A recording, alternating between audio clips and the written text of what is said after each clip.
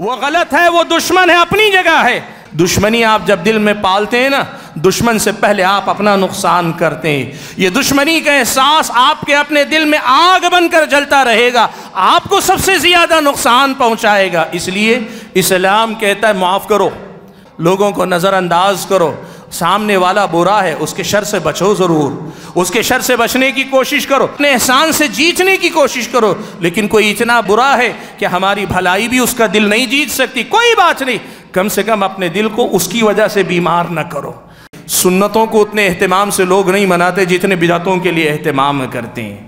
ابھی ذی الحجہ کا مہینہ ختم ہونے جا رہا ہے، محرم کا مہینہ شروع ہوگا، پھر آپ دیکھیے ایسے معلوم ہوتا ہے رمضان کوئی چیز نہیں، عید الاضحیٰ کوئی چیز نہیں، پیارے نبی صلی اللہ علیہ وسلم کی عظیم عظیم سنتیں کوئی چیز نہیں، یہ جتنی بدعتیں سماج میں ہیں لگتا یہی دین ہے ان کی نظر میں۔ سبحان اللہ۔ بھائیو، بدعتوں کے سلسلے میں اتنی محبت اور سنت کے سلسلے میں اتنی بے نیازی، بدعتوں سے اتنا لگاؤ اور سنتوں سے اس قدر زیادہ دوری، جب تک ایک آدمی اپنے دل کو بدعتوں کی محبت سے پاک نہیں کرے گا، اس آدمی کا دل قلب سلیم نہیں بنے گا، اور دل اگر قلب سلیم نہیں بنتا تو روز قیامت نجات کی امید بھی آدمی کو نہیں رکھنی چاہیے۔ ایک بچہ جب اس دنیا میں آتا ہے نا، اللہ تعالیٰ فطری طور پر اسے ایمان اور ایمان کی ساری باتوں سے محبت کرنے والا، کفر، بے دینی، اللہ کی نافرمانی کی ساری باتوں سے نفرت کرنے والا بنا کر اللہ دنیا میں بھیجتا ہے۔ لیکن اس دنیا میں آنے کے بعد کبھی ناقص تربیت کی وجہ سے، کبھی اپنے ماحول کے غلط اثرات کی وجہ سے، کبھی غلط صحبت کی وجہ سے، کبھی غلط محلے اور بستی اور گلی میں رچنے بسنے کی وجہ سے آدمی کے دل کے اندر کی یہ کیفیت بدل جاتی ہے۔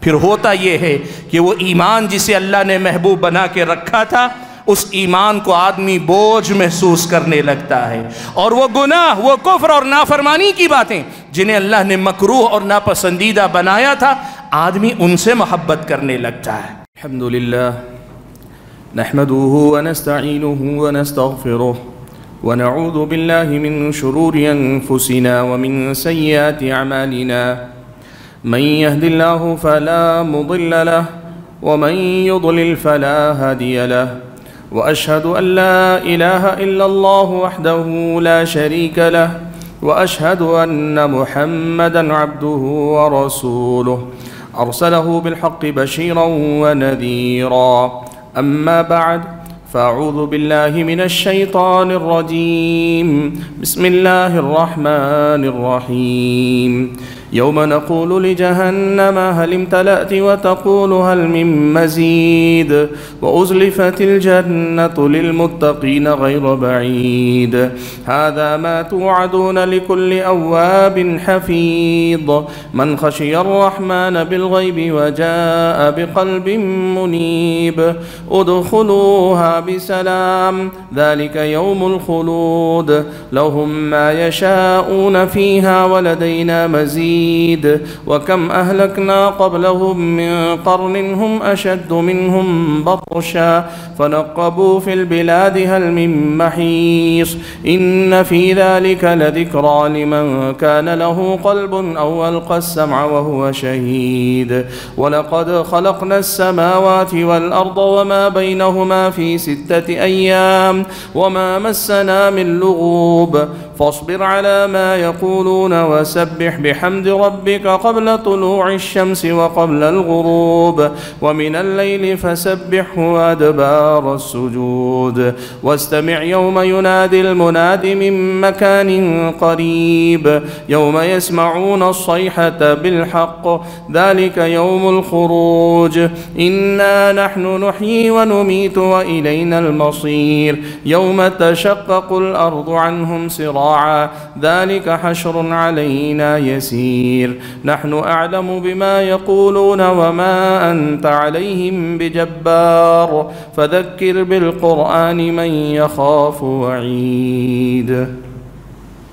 وقال تبارك وتعالى أيضا: ولا تخزني يوم يبعثون يوم لا ينفع مال ولا بنون إلا من أتى الله بقلب سليم. بزرگان محترم، ملت اسلامیہ کے نوجوانوں اور پردہ نشین خواتین اسلام، اللہ رب ذوالجلال ہم سب کا تنہا خالق، تنہا مالک اور اس پوری کائنات کا تنہا معبود برحق، ہر قسم کی تعریف و توصیف، ہر طرح کی حمد و ثنا اور میری اور آپ سبھی حضرات اور خواتین کی ہر چھوٹی بڑی عبادت کا اکیلا مستحق رب ہے، معبود برحق ہے، جس نے ہم اور آپ کو اس دنیا میں اپنی بندگی کے لیے پیدا فرمایا، اس کی اپنی بندگی کو ہماری اپنی زندگی کا مقصد قرار دیا اور اسی بندگی پر اس دنیا میں ایک بہتر زندگی کا وعدہ فرمایا اور اسی بندگی کے امتحان میں کامیابی پر آخرت میں کامیابی کی ضمانت عطا فرمائی ہے۔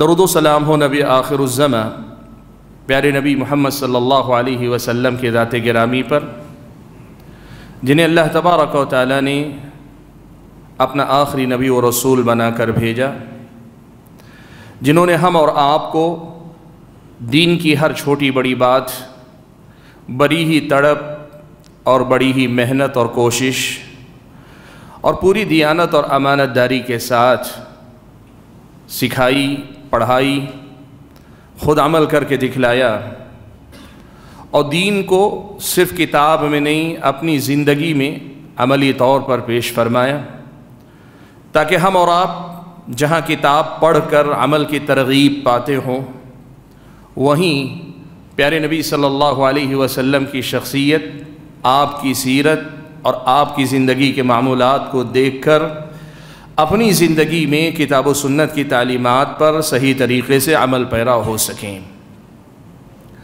حاضرین جمعہ، خطبہ مسنونہ کے بعد میں نے آپ حضرات اور خواتین کے سامنے جو آیتیں پڑھی ہیں، یہ حضرت ابراہیم علیہ السلام کی دعاؤں میں سے ایک دعا کا حصہ ہے۔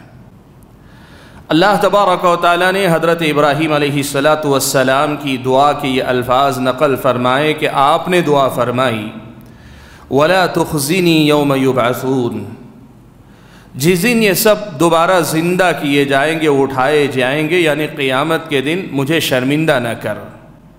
یوم لا ينفع مال ولا بنون، وہ دن جس دن نہ مال کام آئے گا نہ بیٹے اولاد کام آئے گی، الا من اتى اللہ بقلب سلیم، سوائے اس کے کہ ایک آدمی قلب سلیم، ایک پاک و صاف دل لے کر آئے۔ اس دعا میں حضرت ابراہیم علیہ السلام نے جہاں دعا فرمائی ہے، وہی اس حقیقت کو واضح فرمایا ہے کہ اللہ تبارک و تعالیٰ کے پاس آخرت میں نجات کیسے آدمی کو ملتی ہے۔ اس دعا میں جو الفاظ ہیں اس میں حضرت ابراہیم علیہ السلام نے ہم اور آپ کو بتایا، اور اللہ تعالیٰ نے حضرت ابراہیم کی اس بات کو نقل کر کے اللہ نے حقیقت میں ہمیں بتایا کہ قلب سلیم، پاک و صاف دل، یہ میری اور آپ کی ضرورت ہے اگر میں اور آپ کامیاب ہونا چاہتے ہیں۔ ہمارا دل پاک ہونا چاہیے، ایک پاک دل، ایک صاف دل ہر مسلمان کی ضرورت۔ جو مسلمان اپنے دل کو پاک نہ کر سکے یا پاک نہ رکھ سکے، وہ مسلمان اللہ تبارک و تعالیٰ کے پاس کامیابی کے سلسلے میں زیادہ امید نہ رکھے۔ ہمیں اپنے دل کا خیال رکھنا پڑے گا اور ہمارے اور آپ کے دل کو ہمیں قلب سلیم بنانا پڑے گا، پاک اور صاف دل مجھ کو اور آپ کو بنانا پڑے گا۔ اس آیت سے جو بات ہمارے اور آپ کے سامنے واضح ہوتی ہے وہ یہ کہ دلوں کی صفائی، دل کی پاکی، یہ ہمارے اور آپ کی فکر ہونی چاہیے، ہمارے اور آپ کی ضرورت ہے۔ اس پر ہماری کامیابی کا دار و مدار اللہ تعالیٰ نے رکھا ہے، اس لیے دلوں کی پاکی کی فکر میری اور آپ کی زندگی کے معمولات میں شامل ہونا چاہیے۔ سوال یہ ہے کہ یہاں اللہ تبارک و تعالیٰ نے قلب سلیم، ایک صحیح سالم دل، ایک پاک و صاف دل کا جو تذکرہ فرمایا ہے، یہ صاف دل کس چیز سے صاف ہونا چاہیے؟ یہاں جو پاک و صاف دل کی بات آئی تو کیسی پاکی اس دل کو حاصل ہونی چاہیے؟ عام طور پر آپ اور ہم یہ سمجھتے ہیں کہ دل پاک ہونے کا مطلب یہ ہے کہ ایک آدمی کے دل میں برے خیالات نہیں آنے چاہیے۔ ہم یہ سمجھتے ہیں کہ ایک آدمی کے دل میں دوسروں کے لیے غلط خیالات نہیں آنے چاہیے، ہم یہیں تک سوچ پاتے ہیں۔ یقیناً یہ باتیں دل کی پاکی میں داخل ہیں، دل کو قلب سلیم بننے کے لیے ان تمام چیزوں سے بھی پاک ہونا ہے، لیکن کیا قرآن و سنت میں جسے قلب سلیم کہا گیا ہے اس سے مراد صرف یہی ہے کہ ہمارے دل میں برے خیالات نہ آئیں؟ کیا اس کا مطلب یہ ہے کہ ہمارے اور آپ کے دل میں کسی کے لیے غلط خیالات، غلط جذبات نہ ہوں؟ نہیں۔ آپ اگر قرآن مجید کی اس آیت کی تفسیر پڑھیں گے آپ کو پتہ چلے گا کہ دل کی پاکی کے اصل میں کئی درجات ہیں، دل کی پاکی کے کئی مقامات ہیں، دل کی پاکی کئی چیزوں سے مجھ کو اور آپ کو کرنی، اور جب تک یہ پاکی حاصل نہیں ہوگی ہماری اور آپ کی زندگی میں ہمیں آخرت میں کامیابی کی اور دنیا میں بہتر زندگی کی بہت زیادہ امید نہیں رکھنی چاہیے۔ سوال یہ ہے کہ دل کن چیزوں سے پاک ہونا چاہیے؟ سب سے پہلی بات امام بغوی رحمۃ اللہ علیہ نے تفسیر کرتے ہوئے لکھا کہ اکثر مفسرین نے اس آیت کی تفسیر میں یہی لکھا ہے کہ آدمی کا دل شرک اور شک سے پاک ہونا چاہیے۔ سب سے پہلی پاکی، سب سے بڑی پاکی، سب سے اہم پاکی اور بنیادی پاکی یہ ہے کہ آدمی کا دل شرک اور شک سے پاک رہے۔ شرک سے پاک ہونے کا مطلب یہ کہ آدمی کے دل میں توحید خالص رہے، اللہ تبارک و تعالیٰ کی توحید رہے، اور حضرت ابراہیم علیہ السلام تو توحید کے امام تھے، یہ ان کی اپنی دعا کا حصہ ہے۔ تو یہ بات بہت واضح طور پہ سمجھ میں آتی ہے کہ دل کی اصل سلامتی یہ ہے کہ یہ دل اللہ کا رہے، کسی اور کا نہ رہے، اس دل میں غیر اللہ کی محبت نہ رہے، اس دل میں غیر اللہ کے لیے کوئی وہ درجہ نہ آنے پائے جو درجہ اللہ تبارک و تعالیٰ کا حق ہے، وہ مقام جو اللہ تبارک و تعالیٰ کا ہے وہ اللہ ہی کو ملنا چاہیے، غیر اللہ اس کا کوئی بھی حصہ نہ پانے پائے۔ دل کو شرک سے پاک رکھیں اور دل کو شک سے پاک رکھیں۔ شک کیا ہے؟ ایمان کی جتنی باتیں ہیں، جن جن باتوں پہ ایمان لانا ہے ان باتوں پہ آدمی کا ایسا کامل یقین، ایسا مکمل یقین رہے کہ ذرا برابر اس میں شک اور شبے کی گنجائش نہ رہے، ذرا برابر اس میں آدمی کو تردد نہ ہو، آدمی کو شک اور شبہ نہ ہو۔ جو بات قرآن میں اللہ نے بتا دی، جو بات حدیث رسول میں رسول اکرم صلی اللہ علیہ وسلم نے بتا دی، جو بات دین کی ثابت ہو گئی، اس میں کسی قسم کا شک نہ آنے پائے۔ آج کا دور اگر آپ سوشل میڈیا پہ دیکھیں گے تو شکوک و شبہات کے پھیلانے کا دور ہے۔ کتنے ایسے لوگ ہیں جو اپنے چینل، اپنے مقام سے صرف شکوک پیدا کرتے ہیں۔ ایک مسلمان جب ان باتوں کو سنتا ہے اسے خود اپنے دین کی باتوں پہ شک پیدا محسوس ہوتا ہے، وہ اپنے دین کی باتوں پہ شک کرنے لگتا ہے، حالانکہ دین کی باتوں کے برحق ہونے کے لیے قرآن جیسی مستند کتاب دلیل ہے، حدیث رسول جیسے مستند حوالے بنیاد ہیں۔ یہ کوئی ہوائی خیالات نہیں ہیں کہ کسی نے اعتراض کیا تو آدمی شک و شبے میں مبتلا ہو جائے۔ اتنی مضبوط بنیادوں پہ ایمان کی باتیں ہیں کہ کسی آدمی کو شک کی کوئی گنجائش باقی نہیں رہ جاتی۔ لیکن دنیا میں آج شکوک پھیلانا بھی ایک باب ہے، ایک میدان ہے جہاں سے دنیا والے اسلام مسلمانوں کے سلسلے میں اپنی اپنی کوششیں جاری رکھے ہوئے ہیں۔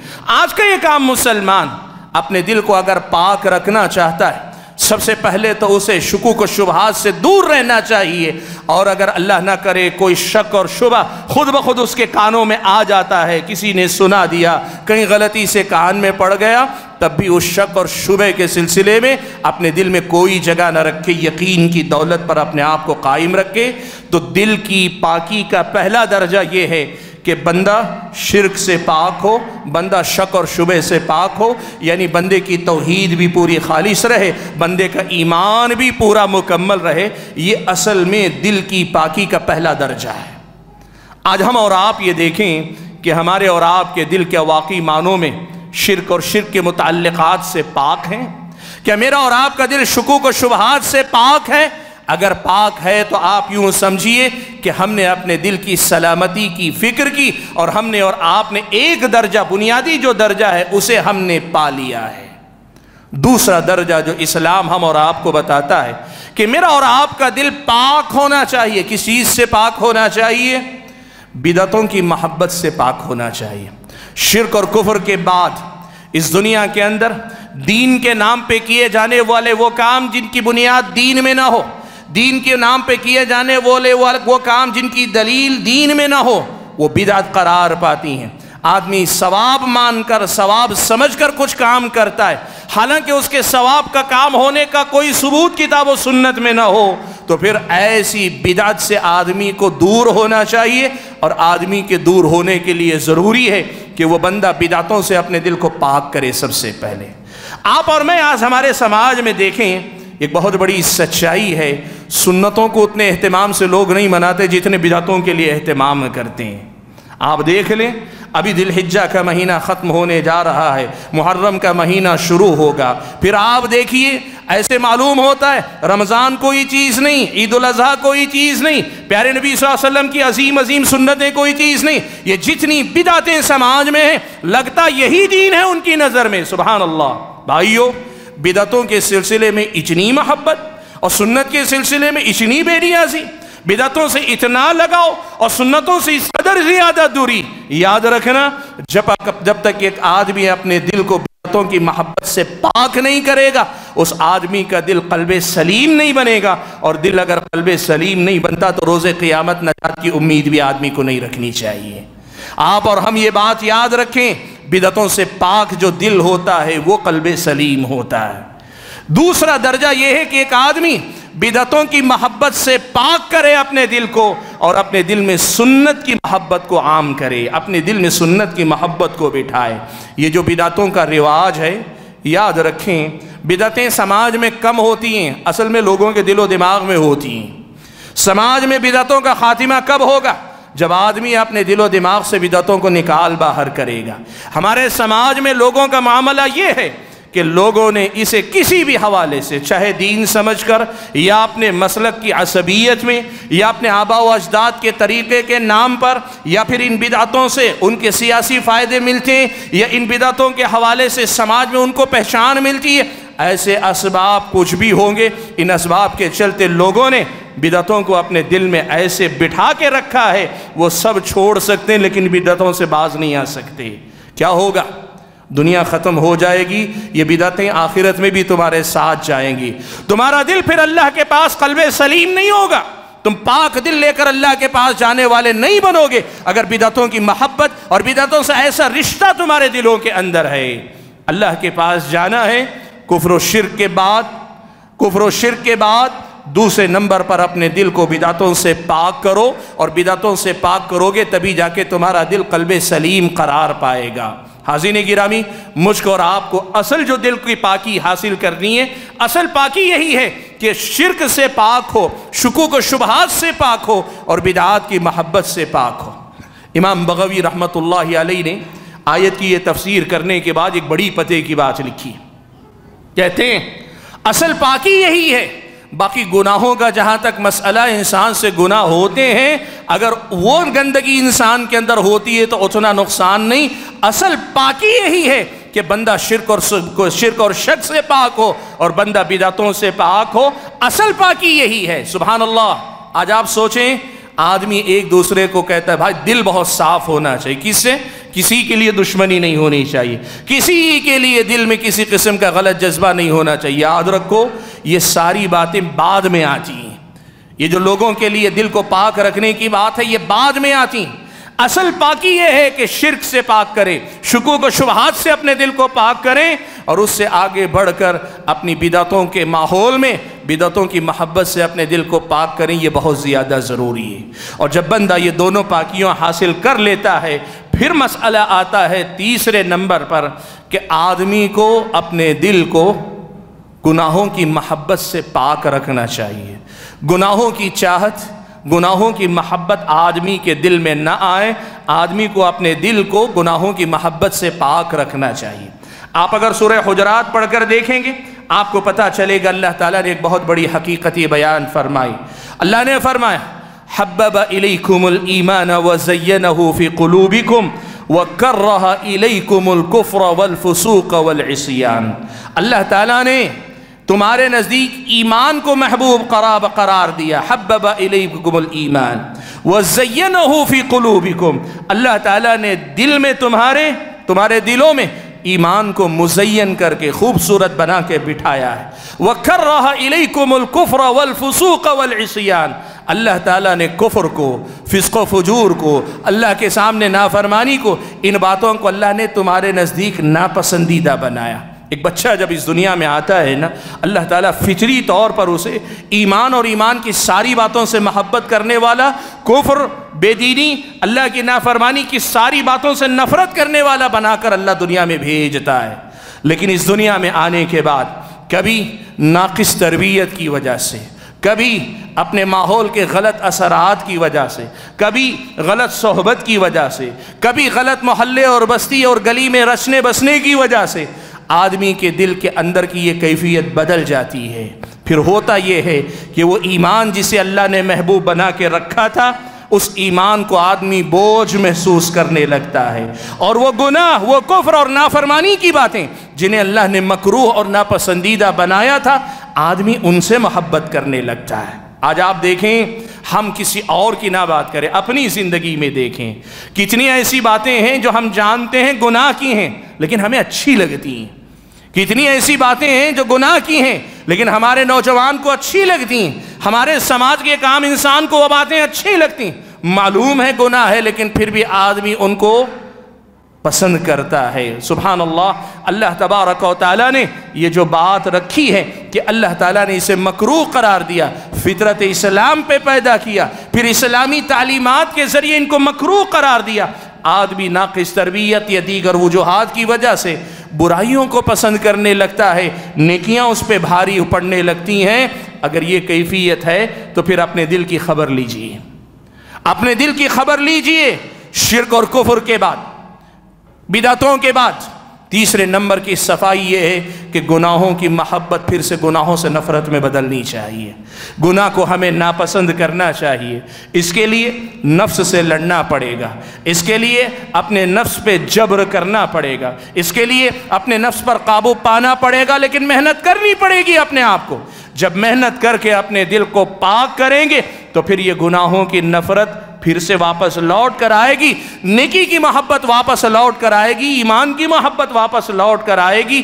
یہی اصل میں دل کی پاکی کا تیسرا درجہ ہے کہ گناہوں سے نفرت اور گناہوں کے ساتھ نیکی کی محبت دل کے اندر واپس آنی چاہیے۔ یہ ہمارے اور آپ کے دل میں ہونا چاہیے کہ گناہ ناپسندیدہ تھا، ناپسندیدہ ہی رہے گا، ایمان اور ایمان کی باتیں پسندیدہ تھی، پسندیدہ رہیں گی۔ یہ ہم اور آپ کو اس کی فکر کرنی چاہیے۔ حاضرین گرامی، یہ دلوں کی صفائی یا دلوں کی پاکی کا تیسرا درجہ ہے۔ چوتھا درجہ بھی اسلام نے ہم اور آپ کو بتایا۔ یہ چوتھا درجہ کیا ہے؟ ہمارا اور آپ کا دل اس دنیا کے ہر مسلمان کے لیے، اس دنیا میں جینے والوں کے لیے بالکل پاک اور صاف ہونا چاہیے۔ اس میں حسد نہیں ہونا چاہیے، کسی سے کوئی جلن نہ رکھیں، اس میں کسی آدمی کی دشمنی نہ پالیں، کسی سے نفرت کو اپنے دل میں جگہ نہ دیں، کسی بھی انسان کے لیے زیادہ دیر تک اپنی ناراضگی اپنے دل کے اندر باقی نہ رکھیں، اپنے دل کو پاک رکھیں۔ مسند احمد میں ایک واقعہ امام احمد بن حنبل رحمۃ اللہ علیہ نے روایت کیا، حضرت انس بن مالک رضی اللہ تعالیٰ عنہ راوی ہیں، کہتے ہیں کہ ہم ایک مرتبہ اللہ کے نبی کی مجلس میں بیٹھے ہوئے تھے، اللہ کے نبی نے فرمایا کہ ابھی تمہارے پاس ایک جنتی آئے گا۔ صحابی کہتے ہیں حضرت انس بن مالک، دیکھا ہم نے تھوڑی ہی دیر گزری تھی کہ ایک انصاری نوجوان آیا، مسجد میں آنے کے بعد وضو کی اور وضو کرنے کے بعد آ کر اس نے نماز پڑھی، 2 رکعت نماز، اور پھر آ کر اللہ کے نبی صلی اللہ علیہ وسلم کو سلام کیا، ملاقات کی اور چلا گیا۔ پھر اللہ کے نبی صلی اللہ علیہ وسلم نے ایک دوسرے دن بھی کہا کہ تمہارے پاس جنتی آئے گا، ابھی ایک جنتی آنے والا ہے۔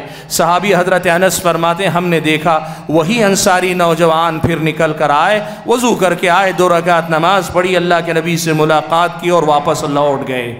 ایسا ہی تیسری مرتبہ بھی اللہ کے نبی نے ایک بار کہا، ہم نے دیکھا وہی نوجوان نکل کر آیا، وہی معمول اس کا کہ نماز پڑھتا ہے، اللہ کے نبی سے ملاقات کرتا ہے، چلا جاتا ہے۔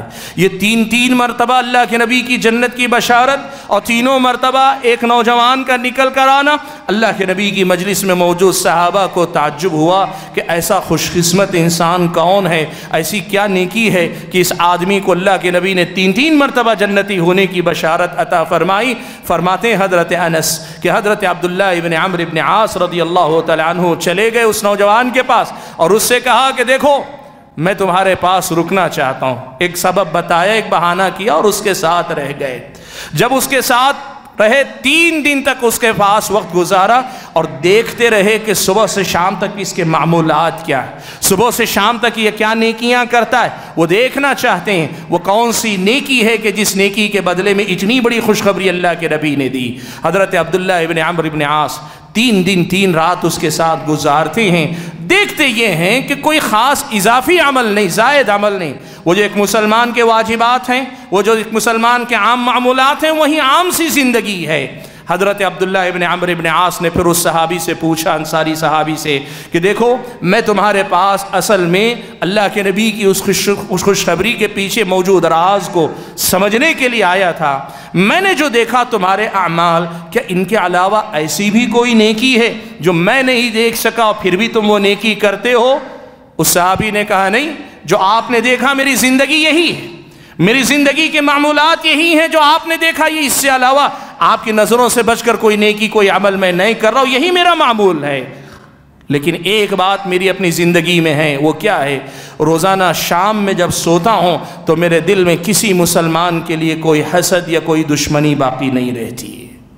کسی مسلمان کے لیے کسی قسم کا حسد یا کسی قسم کی دشمنی باقی نہیں رہتی ہے۔ حضرت عبداللہ ابن عمرو ابن عاص نے کہا اللہ کے بندے، یہی وہ نیکی، یہی وہ خوبی ہے کہ جس کے بدلے میں تم کو اللہ کے نبی نے یہ خوشخبری دی ہے، یا یہی وہ نیکی ہے جس کی استطاعت تم نے رکھی اور ہم نہیں کر پاتے ہیں۔ سبحان اللہ۔ میرے بھائیوں، کتنا بڑا کام ہے۔ یقیناً آپ کو میں بتانا چاہوں گا، دیکھیں لوگوں کے لیے اپنے دل کو پاک رکھنا 2 درجے اس کے ہوتے ہیں۔ پہلا درجہ یہ ہے کہ ایک مسلمان کی حیثیت سے میں آپ سب کے لیے خیر خواہ بن کر رہوں، میرے دل میں آپ سب کے لیے کوئی حسد نہیں، کوئی دشمنی نہیں، کوئی ناراضگی نہیں۔ یہ درجہ مسلمان کو پیدا کرنا چاہیے، اور یہ درجہ بہت آسانی سے پیدا ہو سکتا ہے اگر آپ دنیا کی محبت سے اپنے آپ کو آزاد کر لیں۔ دنیا والوں سے آدمی دشمنی، حسد، جلن دنیا کی وجہ سے کرتا ہے، اور دنیا کی بیجا محبت سے اپنے آپ کو پاک کر لو گے، ساری دنیا والوں کے حسد سے نکل جاؤ گے، سارے لوگوں کی دشمنی سے اپنے دل کو پاک رکھ لو گے۔ انسان سے حسد کرتا ہے، جلتا ہے اس دنیا کی خاطر، انسان سے دشمنی کرتا ہے اس دنیا کی خاطر۔ اگر میری اور آپ کی نظر میں اس دنیا کی کوئی وقت نہ رہے، کوئی حیثیت نہ رہے، یقین مانے اللہ کے فضل و کرم کے بعد ہم اس پہلے مرحلے میں اپنے دل کو پاک کر لیں گے۔ ہمارے دل میں سب کے لیے محبت، سب کے لیے خلوص، سب کے لیے خیر خواہی، سب کے لیے نیک جذبات، سب کے لیے بھلائی کا جذبہ، سب کے ساتھ احسان، سب کے لیے ایثار، سب کے لیے قربانی کا ایک جذبہ خود بخود آئے گا۔ شرط یہ ہے کہ دنیا سے اپنے آپ کو آزاد کرو، اور دنیا کی محبت سے اور دنیا کی جتنی باتیں، دنیا کی جتنی چیزیں، ان کو نظر انداز کرو۔ اس دنیا کی کوئی چیز اتنی اہم نہیں کہ میں اپنے دل کو اس کو کے اندر، اپنے دل میں اس کو بٹھائے رکھ کر اپنے دل کو برباد کروں۔ ایک بات، لیکن میرے بھائیوں، دل کو پاک کرنے کا دوسرا درجہ یہ زیادہ اہم ہے۔ یہ ہوتا ہے جس نے مجھے برا بلا کہا، جس نے مجھے گالی دی، جس نے مجھے کبھی نقصان پہنچایا، جس نے کبھی مجھے تکلیف دی، اس کو معاف کر کے اپنے دل کو پاک کرنا، اپنے دل کو اپنے دشمن، اپنے بدخواہوں کی دشمنی سے پاک کرنا۔ وہ غلط ہے، وہ دشمن ہے، اپنی جگہ ہے، لیکن پھر بھی میں اس کے شر سے تو بچوں گا، لیکن اس کی دشمنی اپنے دل میں پاک کر کے اپنے دل کو بیمار نہیں کروں گا۔ آپ یقین رکھیں، دشمنی آپ جب دل میں پالتے ہیں نا، دشمن سے پہلے آپ اپنا نقصان کرتے ہیں۔ یہ دشمنی کا احساس آپ کے اپنے دل میں آگ بن کر جلتا رہے گا، آپ کو سب سے زیادہ نقصان پہنچائے گا۔ اس لیے اسلام کہتا ہے معاف کرو، اسلام سکھاتا ہے معاف کرو، لوگوں کو نظر انداز کرو۔ سامنے والا برا ہے، اس کے شر سے بچو، ضرور اس کے شر سے بچنے کی کوشش کرو، اس کو دل اپنے احسان سے جیتنے کی کوشش کرو۔ لیکن کوئی اتنا برا ہے کہ ہماری بھلائی بھی اس کا دل نہیں جیت سکتی، کوئی بات نہیں، کم سے کم اپنے دل کو اس کی وجہ سے بیمار نہ کرو، اپنے دل کو پاک رکھو۔ دیکھو حضرت ابو بکر صدیق رضی اللہ تعالیٰ عنہ کی بیٹی حضرت عائشہ ام المؤمنین رضی اللہ تعالیٰ عنہ پیارے نبی صلی اللہ علیہ وسلم کی پاکیزہ بیوی طاہرہ مطہرہ حضرت عائشہ صدیقہ رضی اللہ تعالیٰ عنہ پر منافقوں نے الزام لگا دیا، غلط الزام لگایا، بہت بڑا الزام لگایا۔ یہ بڑا اہم معاملہ تھا۔ اس موقع پہ منافقین نے تو خوب اس بات کو پھیلایا۔ 3 مسلمان بھولے بھالے اچھے مسلمان، لیکن پروپیگنڈے کی زد میں آ کے انہوں نے بھی وہ باتیں نقل کر دیں، اور ان 3 مسلمانوں میں سے ایک حضرت مصطح ابن اساسہ بھی تھے۔ یہ حضرت ابوبکر صدیق کے قریبی رشتہ دار ہیں، اور قریبی رشتہ دار ہونے کے ساتھ مہاجر ہیں، اللہ کی راہ میں ہجرت کر کے آئے، اور تیسری بات یہ کہ فقیر و مسکین ہیں، اور ایسے ہیں کہ فقیر و مسکین اور رشتہ دار ہونے کی وجہ سے حضرت ابوبکر صدیق ان کے کھانے پانی کے دانے پانی کا انتظام کرتے ہیں، ان کے اخراجات کی ذمہ داری حضرت ابوبکر نے لی ہوئی ہے۔ آپ اور میں اپنے آپ کو حضرت ابوبکر صدیق کی جگہ پہ تھوڑی دیر کے لیے واقعے میں رکھ کر دیکھیں، آپ کی میری بیٹی پہ اگر کوئی اتنا بڑا الزام لگا دے تو کیا ہوگا؟ اور الزام لگانے والا بھی کوئی اور نہیں، اپنا ہے، اپنے خاندان کا ہے، اور اتنا ہی نہیں، ہمارے اپنے پیسے پہ پل رہا ہے۔ مجھے معاف کیجیے اس لفظ کے لیے، صحابی کے لیے مناسب نہیں لگتا، لیکن سماج میں اس کی نزاکت کو بتانے کے لیے کہ ان کے اخراجات حضرت ابوبکر صدیق ادا کرتے ہیں، اور وہ حضرت عائشہ صدیقہ پہ لگے الزام کو پھیلانے میں شامل ہو جاتے ہیں۔ کتنی تکلیف حضرت ابوبکر صدیق کو ہوگی آپ اندازہ لگا سکتے ہیں۔ قسم کھا لی حضرت ابوبکر صدیق نے کہ اللہ کی قسم آج کے بعد مصطح ابن اساسہ کا دانہ پانی میری طرف سے بند ہے، خرچ نہیں کروں گا۔ قرآن مجید میں اللہ تعالیٰ نے سورہ نور میں آیت اتاری، کہا وَلَا يَأْتَلِ أُولُو الْفَضْلِ مِنْكُمْ وَالسَّعَةِ أَن يُؤْتُوا أُولِي الْقُرْبَى وَالْمَسَاكِينَ وَالْمُهَاجِرِينَ فِي سَبِيلِ اللَّهِ۔ اللہ نے فرمایا تم میں سے جو فضیلت والے ہیں یا تم میں سے جو مالدار ہیں، ان کو ایسی قسم نہیں کھانی چاہیے کہ وہ مہاجرین پر، مسکینوں پر، قرابت داروں پہ، تینوں خصوصیتیں حضرت مصطح میں ہیں، ان پہ خرچ نہیں کریں گے، ایسی قسم ان کو نہیں کھانی چاہیے۔ نام نہیں لیا، اللہ نے ایسے انداز میں کہا۔ پھر آگے اللہ نے کہا وَلْيَعْفُوا وَلْيَصْفَحُوا، ان کو چاہیے کہ وہ معاف کر دیں، درگزر کرے۔ أَلَا تُحِبُّونَ أَن يَغْفِرَ اللَّهُ لَكُمْ، کیا تم یہ نہیں چاہتے کہ اللہ تمہیں معاف کرے؟